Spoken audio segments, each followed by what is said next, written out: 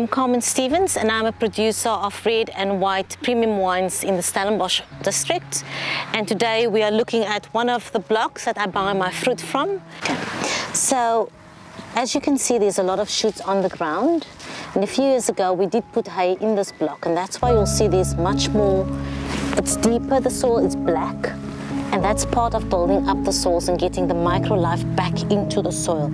When we're going to put down the hay again, that will eliminate your weed completely. But the most important thing is probably that we will maintain the moisture in the soil, especially going through this drought period we're going. It's very important that the vine gets the right moisture at the right time. And because we don't have the water to give water when the vine goes into stress, we need to put the vine in a position where it can actually get that moisture out of the soil, and that is what the hay covering will give us as well.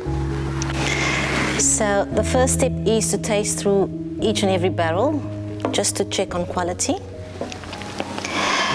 This is both two new barrels, and I'm going to keep these separate, keep them in my little egg-shaped tank as to maintain the new oak impression on the wine.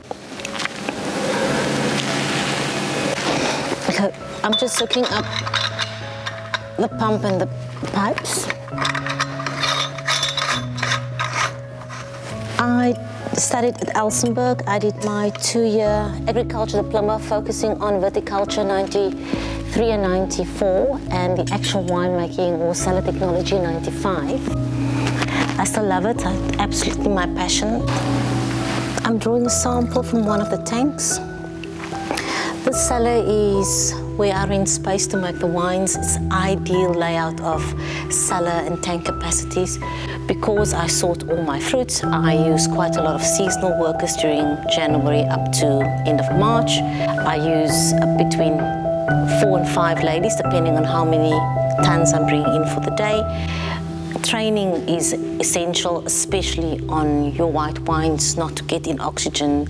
Okay, so now this is almost the final process of the winemaking. This is the actual blending of wines. Now you look at your different components, and as I said earlier, having different tank capacities really helps because I can keep all my batches separate. Apart from the winemaking, your actual financials is obviously very important. I do not have that knowledge, so I do use an outside accounting company.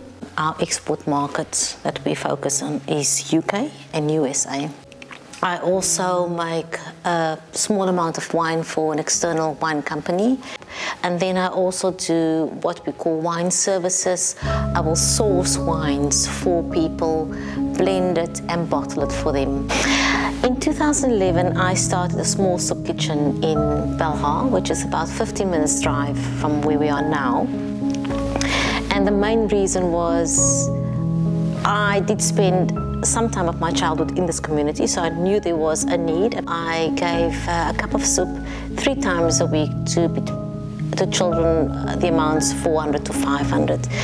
It just so happened that the people that's imported my wines in the UK, we had a discussion one day, and this guy asked me about charities in South Africa. I told him about my soup kitchen, and they gave me 6,000 Rand. And with that, I could feed again for 3 months. Took pictures, thank you letters, and sent it off. And they were so impressed, and they said, Carmen, can't we use the people that's buying your wines, donate, and maybe we can scale this. And in 10 hours, we raised 1.2 million Rand. We had another donation day in January of this year. And again, we are in a position where we are feeding 3,581 kids a breakfast and a lunch for an entire year. For my own future, my next 5-year, 100-year plan is, I've been in the industry for quite some time, and I think my next step is to have a facility of my own where I don't have to rent space. I think I am equipped, have the right knowledge to be able to take it to the next step where I can do much more than 200 tons, and I'm definitely working on a plan to make that happen.